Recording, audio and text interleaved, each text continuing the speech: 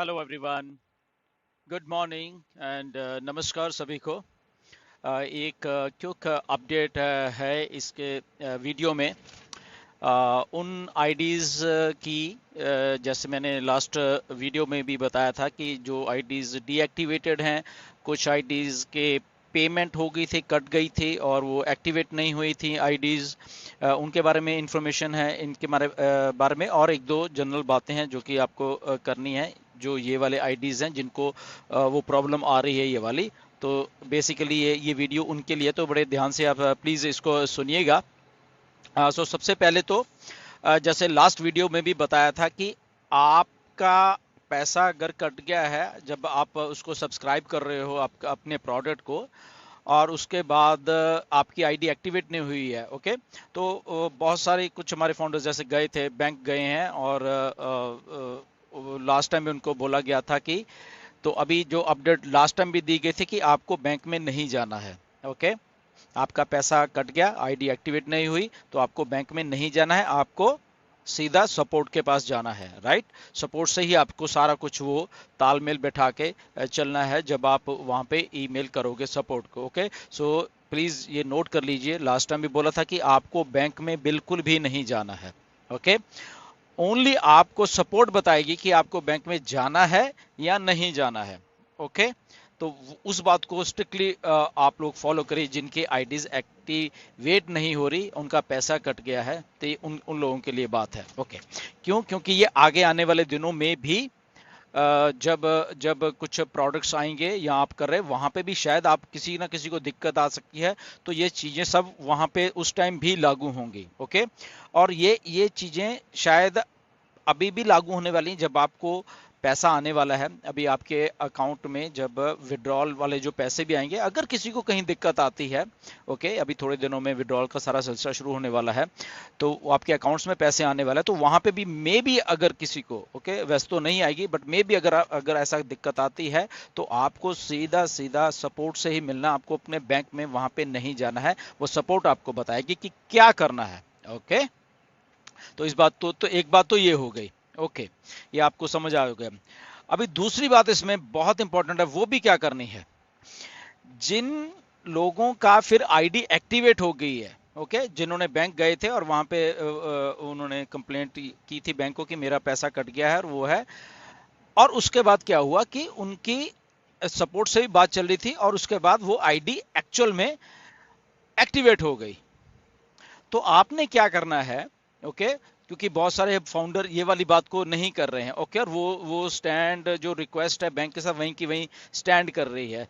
कौन सी वाली रिक्वेस्ट? जो आप बैंक को बोल के आए थे कि मेरी आईडी एक्टिवेट नहीं हो रही या मेरा पैसा कट गया है मेरे अकाउंट से और मर्चेंट के पास चला गया और वो something something, but in the mean time आपकी आईडी भी एक्टिवेट हो चुकी है, अब आप सही हो बिल्कुल, ओके, आप लॉग इन कर पा रहे हो।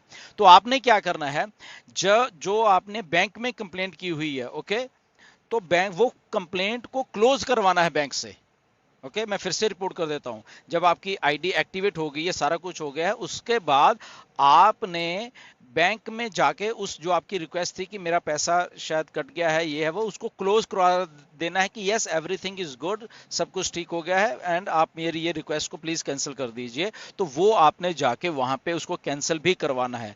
द रीजन बीइंग ये है कि वो अगर वहां पे स्टैंड करती रहेगी रिक्वेस्ट, क्योंकि बैंक को नहीं मालूम है कि आपकी आईडी एक्टिवेट हुई है, क्योंकि उसको बैंक को कुछ लेना देना नहीं आपकी आईडी से, राइट। तो ये बात आपको बिल्कुल जाके वहां पे क्लोज करवानी है, जिनके फिर वो अकाउंट्स एक्टिवेट हो गए हैं, इस बात का ध्यान रखना। नहीं तो फिर क्या होगा, बैंक वही चार्जबैक का वो चीज आगे आगे मर्चेंट से करता रहेगा और फिर वो मर्चेंट चार्जबैक का करेगा और आपकी आईडी डीएक्टिवेट हो जाएगी फिर से, ओके। तो इस बात को ध्यान रखना कि आपकी आईडी एक्टिवेट हो गई है। जो आपने बैंक में जो भी गए थे कि मेरा पैसा का, उसको आपने दोबारा से बोलना कि इसको रिक्वेस्ट को मेरी को कैंसिल कर दो बैंक वाली को, क्योंकि नाउ एवरीथिंग इज ओके। तो इस बात का आप ध्यान रखना। ये मैंने आपको बता दिया। ये उन्हीं लोगों के लिए जिनकी आईडी एक्टिवेट नहीं हुई थी और वो बैंक में गए थे और उन्होंने बोला था और उसके बाद आईडी एक्टिवेट हो गई, ये उन लोगों के लिए, तो वो चीज को आप ध्यान रखना। तो एक जो और तीसरी बात ये है कि जो अकाउंट डीएक्टिवेट हो गए थे, ओके, जो कि लॉगिन उनका ओएस डीएक्टिवेट हो गया था। ओके, ये उनके लिए है। तो वो जैसे आपको मालूम है कि बैक एंड के ऊपर वो हमारी बातचीत चल रही है, सारे जो दुबई की सपोर्ट स्टाफ है हमारा और जो हैदराबाद का सपोर्ट स्टाफ है और मिस्टर मोहम्मद कमाल है उसमें सारे, तो वो सारी काफ़ी डिस्कशन हमारी चलती रहती है। तो वहाँ पे एक बात जो निकल के आई थी कि क्योंकि आपके अकाउंट्स को एक्टिवेट भी किया जाएगा फिर बाद में, जो कि डीएक्टिवेट हो गए किसी ना किसी रीज़न करके। तो वहाँ पे वही बात था कि क्योंकि उन डीएक्टिवेटेड अकाउंट्स में से कुछ हमारे फाउंडर जिनकी टीम भी थी और जिनके आईडीज में कमीशन भी आया हुआ है, राइट। तो थोड़ा वहाँ पे वो था कि वो नए जाएंगे फिर से ओमेल बनाएंगे, और बट वो अगर ओमेल बनाएंगे तो वो क्या फाउंडर ही माइग्रेट हो रहे हैं या वो क्या, तो काफ़ी कुछ ऐसे। तो मेरी जब वो बातचीत हम लोग सारी की तो वहाँ पे एक बात वही निकल के आई कि यार अगर ऐसा होता है तो वो तो फिर उनकी टीम कहाँ जाएगी, उनका कमीशन कहाँ जाएगा अगर दोबारा से वो करते हैं, क्योंकि वो ऑलरेडी डीएक्टिवेट हो गया सारा सिस्टम। तो उसके ऊपर काफ़ी इसके ऊपर काम चल रहा है। तो nothing to worry about that. तो जितने भी वो डीएक्टिवेटेड अकाउंट हैं उनकी ऑलरेडी मिस्टर मोहम्मद कमाल वो सारी चीज़ को देख रहे हैं मिस्टर माइकल के साथ जो हमारे सीएफओ हैं। तो उसको वो काफ़ी दुरुस्त किया गया विद आईटी सेल जो हमारा हैदराबाद वाला है, उनके साथ मिलके वो चीज़ों को हल किया जा रहा है बेसिकली। उनके बारे में काफ़ी डिस्कशन हुई है। तो वो आपके जो अकाउंट्स है वापस आने वाले हैं, बट उसका थोड़ा टेक्निकल ये पार्ट है। तो वो उसको कर रहे हैं बेसिकली। तो इसलिए वो जो डीएक्टिवेटेड है, स्टे पॉजिटिव, आपके अकाउंट्स आपको वापस आने वाले हैं जब ये सारा प्रोसेस शुरू हो जाएगा। ओके, तो ये एक बात है। ओके, इसमें चौथी एक और बात है कि जब आपको कॉल किया जा रहा है, ओके, अब कॉल का हमने सिस्टम ऐसे ही रखा है कि डाटा बेसिकली हमारे साथ शेयर किया जाता है, हम लोग वहाँ पे उसको देखते हैं, करते हैं, ग्रुप में बात होती है, मिस्टर माइकल, मिस्टर हनीफ हैं और कुछ एक दो और लोग हैं वहाँ पे। ओके, तो उसके बाद क्या होता है कि आपको कॉल नीरज करता है। ओके, क्योंकि वो ऐसे ही रखा गया कि एक ही आदमी कॉल करे, नहीं तो कंफ्यूजन बढ़ जाता है। अब बहुत सारे लोग क्योंकि कंफ्यूज हो रहे हैं कि कॉल आ गया, पता नहीं स्पैम की कॉल ना हो, बट नीरज पे विश्वास है कि नीरज ही आपको कॉल कर रहे हैं।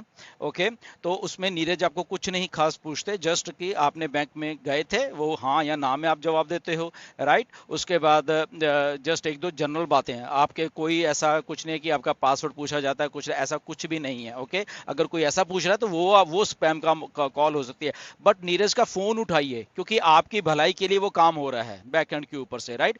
कुछ लोग ना फोन नहीं उठा रहे, या अगर नीरज आके से बोलते हैं कि ऐसे मैं नीरज बोल रहा हूँ आपके अकाउंट के बाद, तो वो काट रहे हैं फोन को। ओके, तो वो देखिए आपकी भलाई के लिए काम हो रहा है, बट अगर आप आगे से जवाब नहीं दो तो मे बी आपकी आईडी फिर वैसे की वैसी ही रह जाएगी, क्योंकि बाद में फिर वो शायद ना भी हो। ओके, तो नीरज अगर कॉल कर रहे हैं आपको, तो आप उसको प्रॉपर जवाब दीजिए।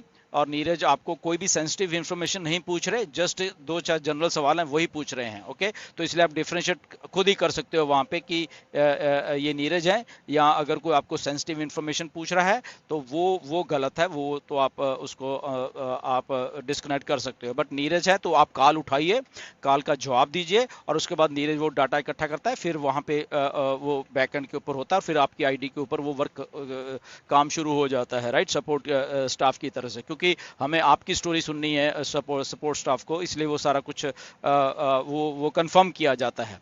ओके, कि आपने ऐसा किया, या आपने चार्ज बैक किया, या आपने वट एवर जो भी ऐसी चीज़ें वो ऐसी हैं।